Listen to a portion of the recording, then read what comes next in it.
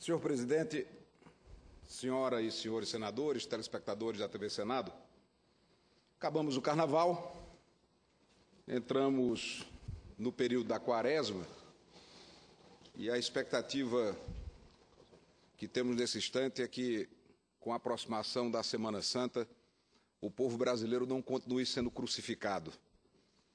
E o tema trazido agora a esta tribuna pelo sempre atuante, brilhante, talentoso e exemplar senador Rigufe, nos remete exatamente a essa crucificação que o povo brasileiro tem sido submetido nos últimos anos e muito intensamente nesse instante, porque no nosso calendário, nos feriados mais marcantes, nós saímos desse reinado de Momo, onde talvez o carnaval só tenha acabado para o próprio rei Momo, porque para outros tantos a farra prossegue,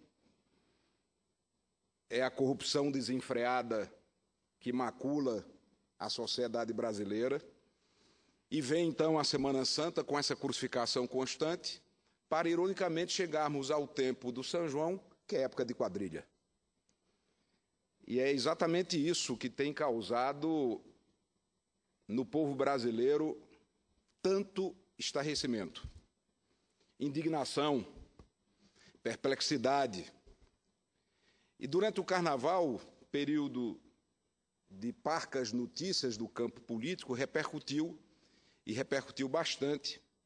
Declarações do ex-ministro do Supremo Tribunal Federal, Joaquim Barbosa, através de sua página no Twitter, onde o ex-ministro, Sua Excelência Joaquim Barbosa, cobrava a admissão do ministro da Justiça. E nesse instante eu abro aspas.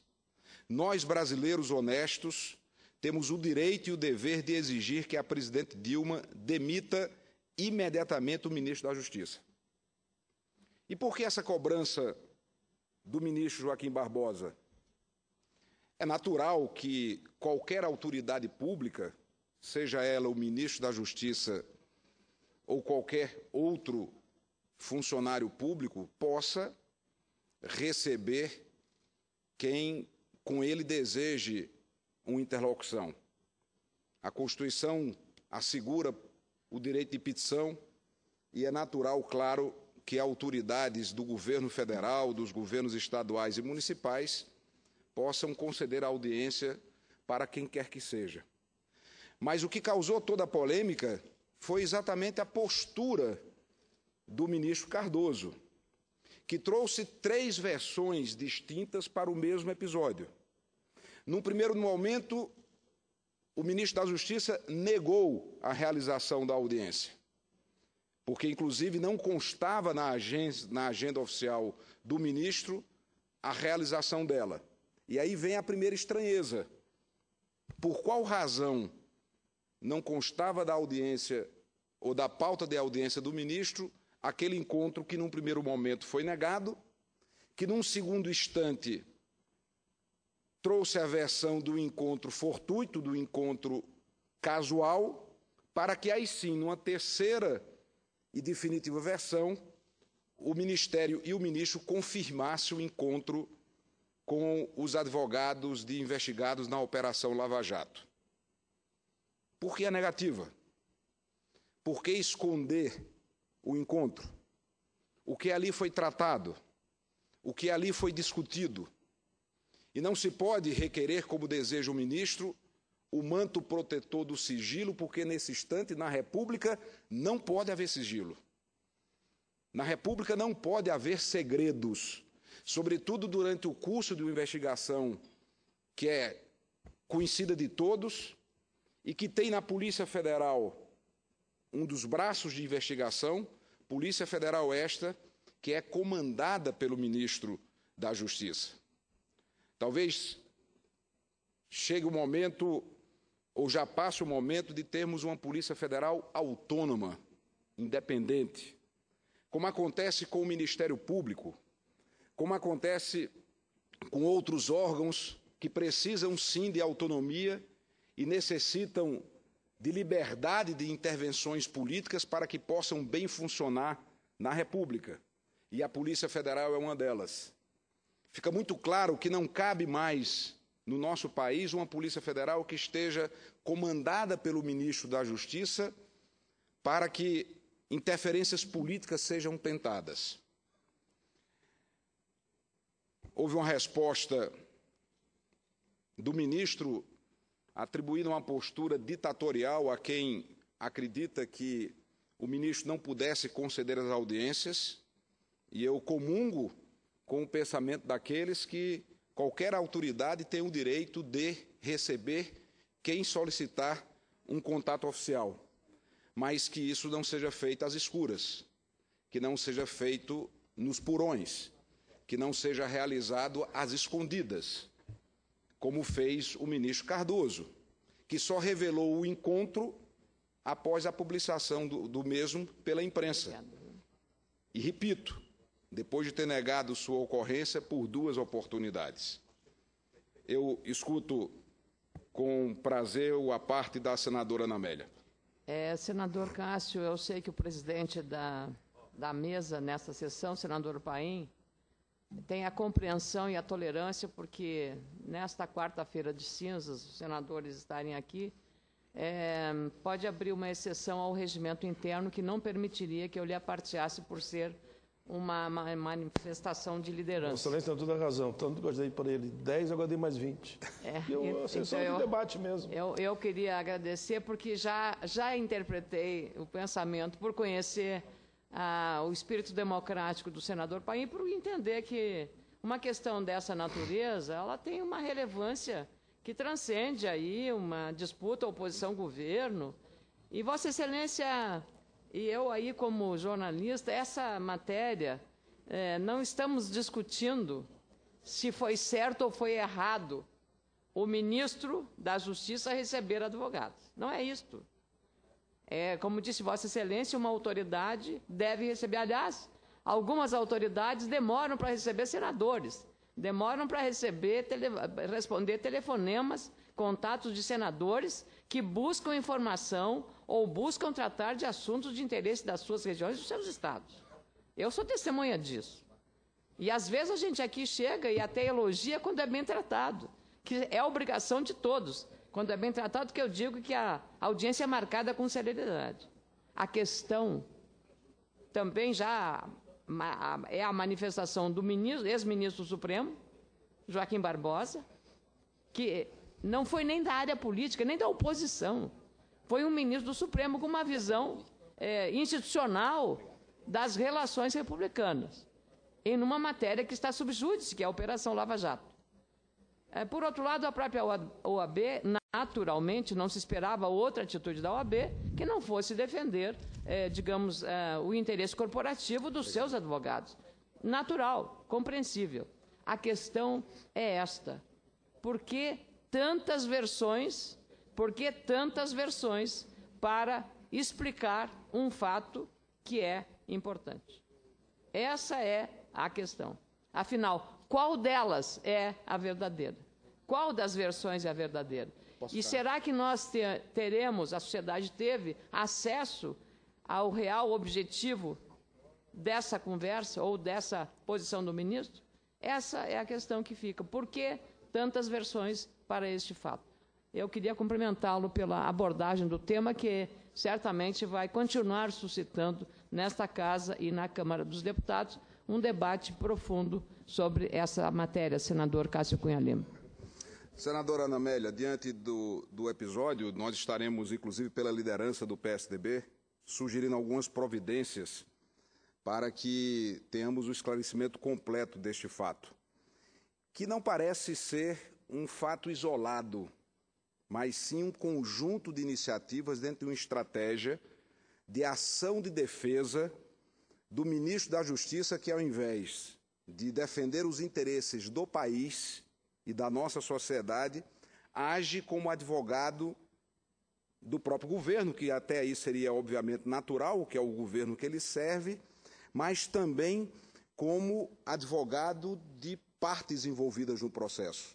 Inclusive, chama muito a atenção a postura que tem adotado o ministro Cardoso no que diz respeito a ensaio de vazamento de informações que ele pode ter em caráter privilegiado, talvez oriundo da Procuradoria-Geral da República, onde o ministro já, de forma reiterada, faz ameaças veladas às oposições brasileiras, inclusive chegando a dizer que teremos, após o Carnaval, uma reviravolta na Lava Jato com o surgimento de nomes que até então não foi apresentado. O governo não vai intimidar a oposição do Brasil. O governo não vai calar a nossa voz.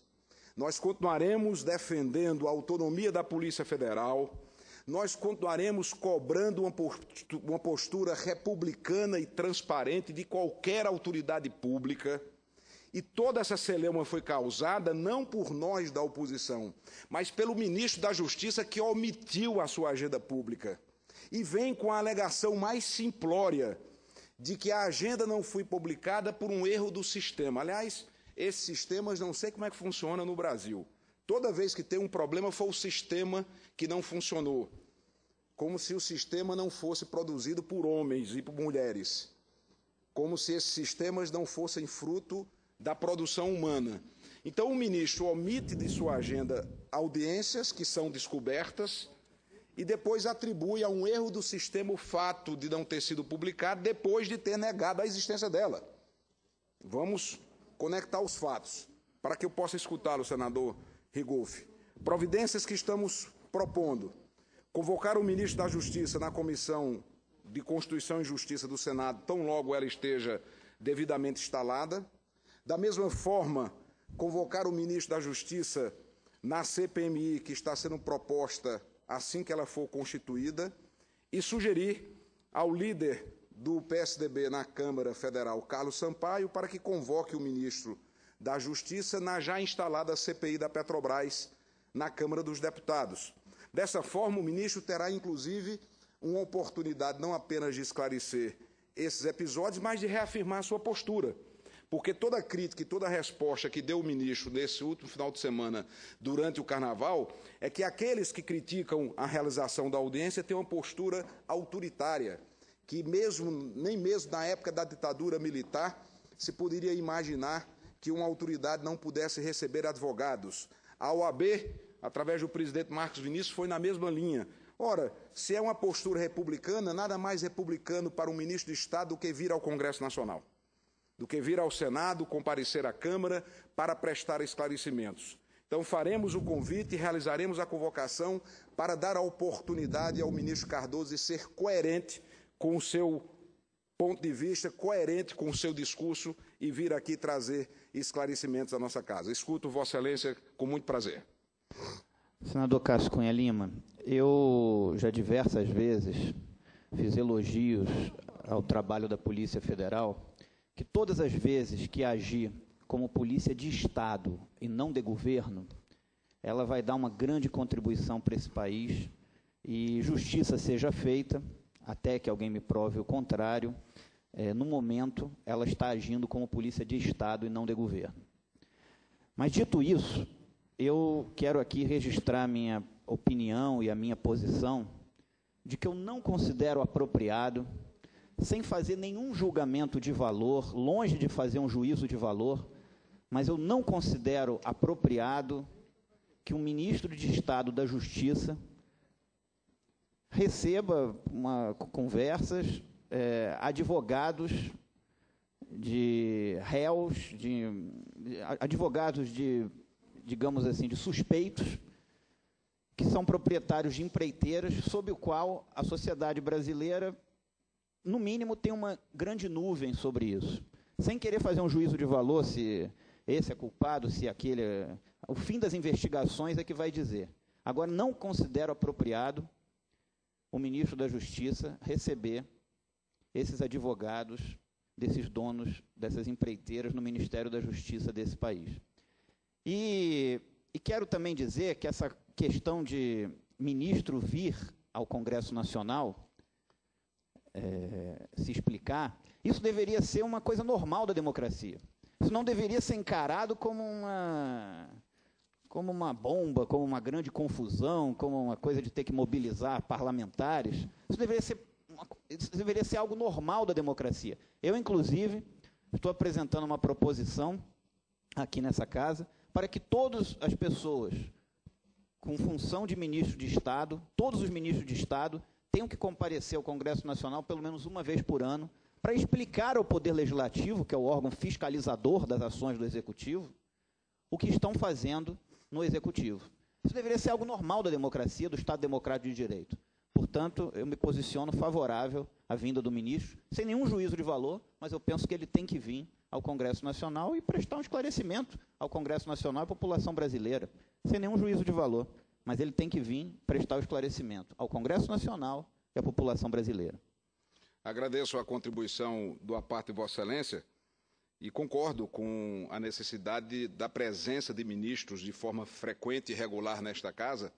E se fizéssemos um calendário, observem bem, em um mês inteiro não poderíamos receber a todos, incluindo os finais de semana, porque são 39 os ministérios. Então, nós temos um país onde o grau de insatisfação, de perplexidade das pessoas cresce. Cresce exatamente por isso. Eu vou me abster do debate ético, moral ou até mesmo legal, se o ministro poderia ou não ter recebido os advogados. Eu vou sair desse debate. Não se trata disso. O que não podemos é receber às escondidas. Ter uma primeira versão negando o encontro, que como ocorreu, estou insistindo nesse ponto porque esse é o ponto fulcral, esse é o ponto fundamental. Por que negou o encontro? Se era algo normal, dentro da lei, dentro da ética, por que o ato falho de negar a realização do encontro? Ao negar a realização do encontro, se desejava esconder qual o teor de conversa? O que foi tratado ali? O que foi discutido nessa reunião que, no primeiro momento, não foi reconhecida publicamente e não constava da agenda do ministro? E, no mesmo instante, o ministro passa a ter uma postura de ameaça velada às oposições.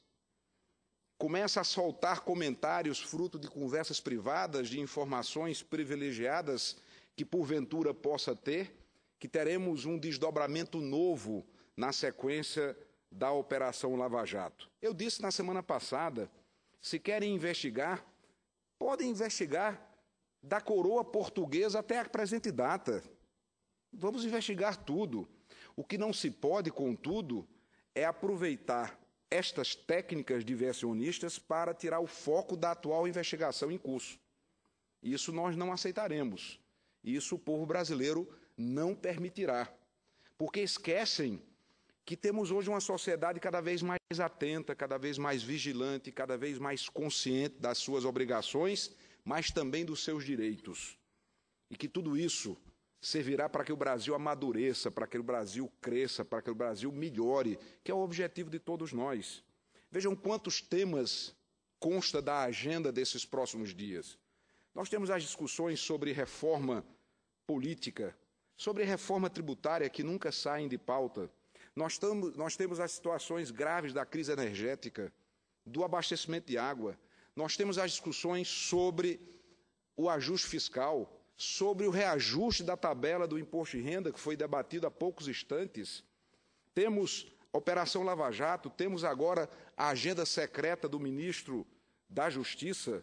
Não pode haver a agenda secreta por parte do ministro da Justiça. Esses temas serão todos debatidos e terá o acompanhamento vigilante, atento e cidadão ou cidadã da sociedade brasileira. Eu escuto o senador Cristóvão e depois escuto o senador José Medeiros com muito prazer. E a senadora também, Vanessa, que pede a parte. Senador Cássio, eu não vou nem discutir, porque eu acho que sua fala já foi muito enfática. O senador Regufe complementou sobre esse aspecto exato, específico de receber advogados de pessoas que estão presas.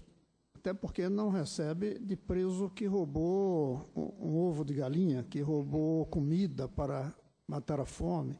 Nunca ouvi falar que recebeu advogado, se é que tem, de quem roubou remédio para levar para casa para uma criança que está doente e não tem dinheiro. Ou seja, recebeu advogados de grandes empresas. Mas é uma outra coisa. Eu acho que é uma omissão que eu vi nesses dias, pode ser que ainda seja cedo, da Justiça, não sei se da Polícia Federal, do ministro, que é em relação a esse escândalo que rebentou no exterior de contas de mais de 8 mil, se eu não me engano, de 600 brasileiros no banco HSBC.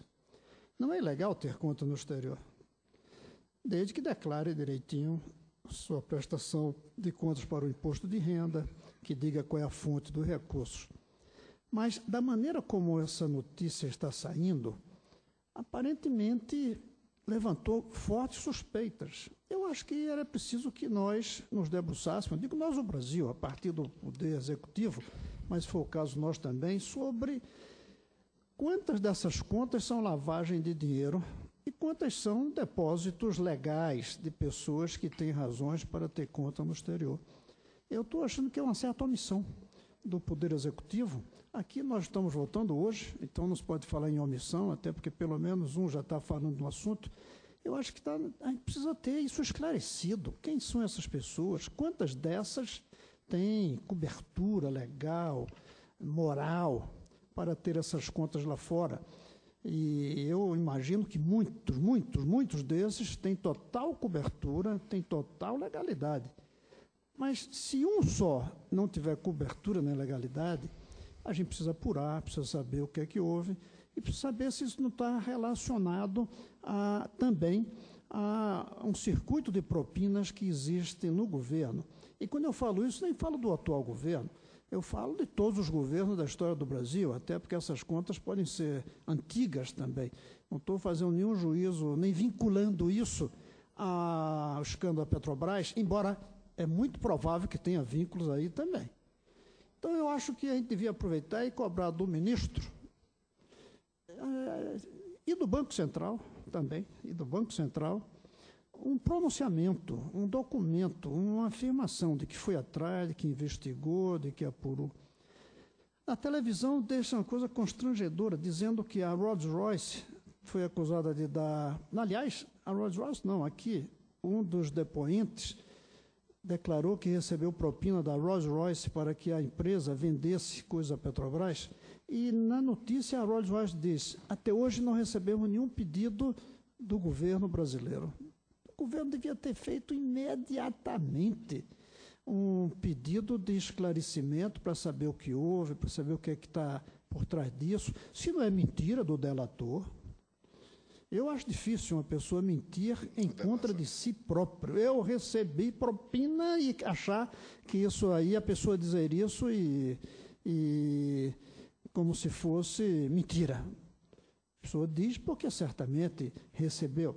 Eu não vi, eu fiquei constrangido de ver uma empresa estrangeira dizer: o governo brasileiro não se interessou em saber se isso é verdade ou não. E agora também esse caso do HSBC, ninguém ouve falar em qualquer reação de parte do governo para esclarecer o que houve, para saber quem são as pessoas, inclusive para inocentar as que têm direitos de ter essas contas, porque senão fica pesando sobre todos algo negativo. Então, eu acho que, aproveitando sua fala, eu queria acrescentar esse assunto também nas cobranças ao ministro. Sem dúvida, senador Cristóvão, essas investigações devem ser feitas, até porque também disse semana passada, o PT lavou tanto dinheiro que está faltando água no Brasil inteiro. É uma coisa que estarrece o país. Eu tenho usado essa expressão com frequência porque não encontro outra que possa traduzir melhor esse sentimento do povo brasileiro. E voltando ao episódio da audiência secreta, precisamos saber por que receber exatamente o advogado do empresário Roberto Pessoa, que em recente matéria da revista Veja ameaçava na carceragem da Polícia Federal, inclusive com anotações por escrito, a também optar por um sistema de delação. E foi exatamente o advogado do empresário Roberto Pessoa que foi recebido num ambiente em que todos já comentavam, inclusive com matérias da imprensa, especificamente da revista Veja, da postura do empresário de desejar falar o que sabia, porque se sentia abandonado pelo PT, se sentia abandonado pelo governo depois de sua prisão. Então, tudo isso precisa ser esclarecido e precisamos levar isso adiante sem recuar 1 milímetro da nossa posição fiscalizadora, de acompanhamento em defesa da nossa sociedade, do nosso povo, mesmo diante dessas ameaças veladas que tem feito o ministro da Justiça, numa estratégia clara de antecipação da defesa daqueles que estão envolvidos com a Lava Jato, porque foi o mesmo método, o mesmo modus operandi que usaram no Mensalão. Quando se encontram no buraco e não conseguem mais dele sair, tentam puxar todos. Tem acontecido isso na história recente do Brasil e nós temos uma sociedade que é muito maior do que qualquer governo. Não me refiro apenas ao governo do PT, eu me refiro a qualquer governo. E essa sociedade exige, sim, mudanças, exige transformação e clama, sobretudo, por ética e por justiça. Eu escuto, senhor presidente, com sua permissão e tolerância, o senador Zé Medeiros, depois concedo a parte à senadora Vanessa e encerro o meu pronunciamento com um agradecimento pela oportunidade do tempo concedido. Senador Zé Medeiros.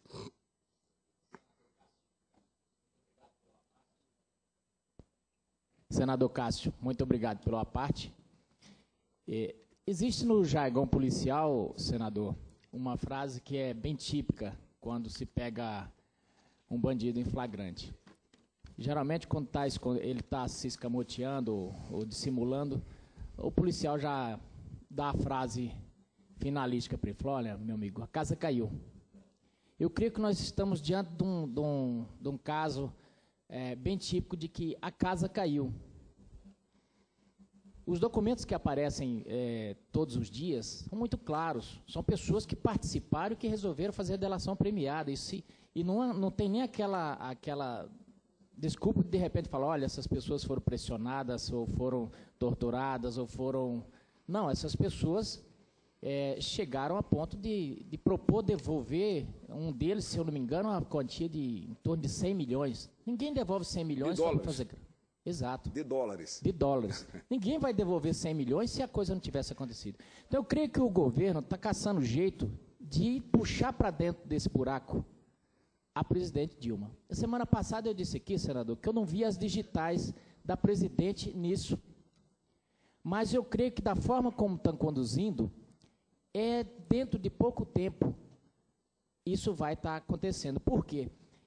Toda hora não se tenta resolver o problema, não se tenta aclarar as coisas, se tenta culpar N pessoas. Agora mesmo, quando o ministro o senhor bem colocou aqui, quando o ex-ministro do STF, Joaquim Barbosa, que representa, sim, uma grande parcela da sociedade, quando tenta lhe caçar a palavra, isso sim é ditatorial.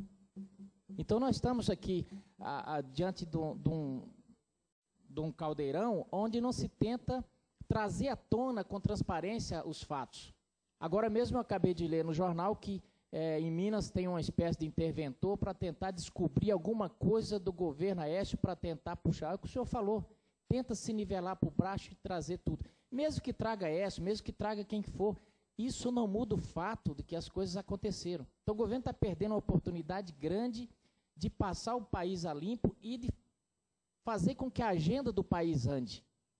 E nós temos uma responsabilidade muito grande aqui, como um poder que tem a obrigação de ajudar para que essas coisas aconteçam. Então, esse debate, senhor presidente, é de suma importância, não para polarizar governo e oposição, situação e oposição, mas sim para a gente dar a resposta que a sociedade precisa, porque 13 de junho, junho de 2013 está muito próximo aqui ainda, e de repente a gente vai ficar pensando, foi por causa dos 20 centavos. Não é os 20 centavos. Essas coisas vão acontecendo e a população vai se enchendo, e aí nós temos, só concluindo, senhor presidente, nós temos uma responsabilidade grande, senhor. Quando foi dito aqui que às vezes se atende advogado e não se atende senador, cabe a gente fazer uma reflexão como poder legislativo. E pensarmos na autonomia, senhor presidente, dessa casa. Porque, bem disse o pensador, quem se comporta como verme não pode se reclamar quando é pisado. Nós temos que ter isso aqui em mente, de aproveitarmos essa oportunidade, de ajudarmos o país e, inclusive, ajudarmos o governo, travando esse debate aqui. Parabéns, senhor senador. Senador José Medeiros, eu agradeço a parte de Vossa Excelência. Vossa Excelência usa uma expressão policial e, com muita honra, faz parte do quadro da nossa briosa Polícia Rodoviária Federal. E eu acredito que podemos complementar sua frase com: a casa caiu e o palácio pode ruir. Isso é que nos preocupa.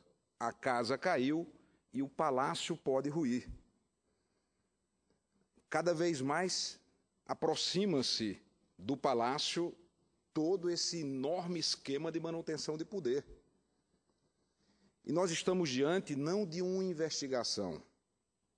Pela primeira vez, ao menos nessa história recente do Brasil, nós estamos diante de várias delações onde a casa caiu. E são delações que não foram ainda reveladas de forma plena, de maneira completa, ao conhecimento da população brasileira. Aqui e acolá, a imprensa divulga um trecho de um depoimento, aqui e acolá revela-se uma parte da delação, mas nós não conhecemos ainda o conjunto desta delação que fez com que a casa caísse e pode fazer o palácio ruir. Eu escuto a senadora Vanessa, que aqui representa com muita força e coragem o Estado do Amazonas. Muito obrigada, senador Cássio. Eu solicito a parte de Vossa Excelência, já agradeço pela concessão, para polemizar um pouquinho, mas confesso que com a sua parte final, de seu pronunciamento, eu refaço o meu à parte. Uma série de questões que iria falar, não mais falarei, porque observei que Vossa Excelência, ao fazer a crítica, se diferencia de tantas críticas que nós estamos vendo sendo relatadas pela imprensa. Não critica o ministro pelo fato de ele ter recebido. Aliás, considera isso numa democracia algo legal, como, aliás, a própria Ordem dos Advogados do Brasil, hoje, divulga uma nota pública, não especificamente em relação ao ministro Zé Eduardo Cardoso, mas ao fato da justeza de uma autoridade, seja ela quem seja, receber advogados nesse país. Ou seja, vivemos numa democracia e nada mais lícito e justo do que ministros receberem advogados, como recebem empresários, como recebem trabalhadores sindicalistas. Então, não é este o fato. Então, Vossa Excelência se diferencia, senador Cássio, se me permite eu reforçar essa parte em vosso pronunciamento, se diferencia de outras críticas ao não criticar o fato do ministro ter recebido advogado. E critica o ministro por não ter dado a transparência necessária a esse encontro. Olha, eu não tenho nenhuma procuração para defender o ministro José Eduardo Cardoso. Absolutamente, nenhuma procuração. Mas creio que não é nem do tipo do ministro fazer algo assim, receber num órgão público, dentro de um ministério, alguém no sigilo. Diz o ministro, eu li como Vossa Excelência leu, as suas declarações a respeito do fato que houve uma falha. E que, aliás, diz o ministro que não foi o único dia esta falha. E que, se alguém quiser se deter à agenda do ministério com mais cuidado, para que não expressemos aqui juízo de valor injusto, que o faça. Então, eu quero registrar isso, senador Cássio Cunha Lima. Eu acho que não dá para a gente procurar fazer tempestade em copo d'água. Tempestade em copo d'água. Nós sabemos que a imprensa, por exemplo, ela detém muito mais conhecimento acerca dessa Operação Lava Jato, fatos que nem nós temos conhecimento, que nem a CPMI passada, que encerrou no final do ano passado, teve. E nem por isso nós estamos diminuindo o papel do Ministério Público ou do Poder Judiciário, senador Cássio Cunha. Nem por isso. Nem por isso. Mas eu tenho convicção de que a imprensa, os meios de comunicação, têm muito mais informações do que reveladas. Aliás, ontem eu assisti um telejornal, eu via do apresentador dizendo o seguinte: no Brasil tudo começa depois do Carnaval. E se as coisas estavam ruins até agora, o que virá é muito pior. Eu vou fazer um discurso aqui dizendo que se ele falou isso é porque ele tem conhecimento de algo ou não, senador. Eu acho que o que nos cabe, Primeiro, não deixar o Brasil se contaminar com isso. O Brasil tem que continuar a caminhar, continuar a produzir. Agora, devemos investigar absolutamente tudo, que não fique pedra sobre pedra. E dizer que quando alguns querem envolver outros é para desviar a atenção, não. Quem estiver lá está necessariamente envolvido, senador Cássio. E quem está necessariamente envolvido tem que ser denunciado, tem que ser punido. Eu não quero saber se do seu partido, do meu partido, de quem quer que seja e de onde quer que venha. Esse é o pronunciamento agora, essa é a atitude. Primeiro, defender o Brasil, e defender o Brasil significa manter o nosso desenvolvimento e manter muito forte as investigações para que todos, do atual governo, de governos passados, seja quem for, que meteram a mão naquilo que é do povo, que sejam condenados, que sejam investigados e condenados com a maior imparcialidade que possa existir e que deve ter os agentes públicos, senador. Então, era esse o meu destaque em relação ao seu pronunciamento. Muito obrigada. Eu agradeço, senadora, pela parte e concluo, senhor presidente, a minha fala, apenas dizendo que defender o Brasil, senador Vanessa, é não permitir que ele continue sendo roubado. Defender o Brasil é não permitir que o país continue sendo espoliado por um projeto de poder que aparelhou o Estado brasileiro e que montou uma verdadeira máquina de corrupção para se perpetuar no poder. E o que chama a atenção, para fechar o tema, e eu me eximi do debate ético, legal, se deveria ou não o ministro conceder audiência para advogados investigados, é o fato da negativa da ocorrência da audiência. É isso que chama a atenção, é isso que trouxe os holofotes para o episódio. Se nada havia a esconder, por que o ministro negou a realização do encontro? Se nada havia a esconder, por que, numa segunda versão, ele disse que apenas foi um encontro fortuito e casual, para que aí sim, numa terceira e definitiva versão, o ministro reconheça a existência da audiência e apenas justifique com uma falha do sistema o fato dela não ter sido tornada pública. Quanto à OAB está fazendo o seu papel de entidade de classe. Eu sou advogado inscrito na OAB da minha querida e amada Paraíba, 6836 é a minha inscrição na OAB-PB, e compreendo que o advogado não pode ser tolhido do exercício de suas funções e a OAB ficou restrita à defesa do exercício da atividade profissional dos advogados, operadores de direito, que não podem ser criminalizados. Portanto, encerrando este meu pronunciamento, estaremos propondo a convocação do ministro da Justiça para a Comissão de Constituição e Justiça desta Casa, quando ela for devidamente instalada. Estaremos também propondo a convocação do ministro, caso consigamos a instalação da CPMI da Petrobras, e propondo a convocação de Sua Excelência na já instalada CPI da Petrobras da Câmara dos Deputados do nosso país. Agradeço, presidente, mais uma vez pela tolerância e pela contribuição ao bom debate.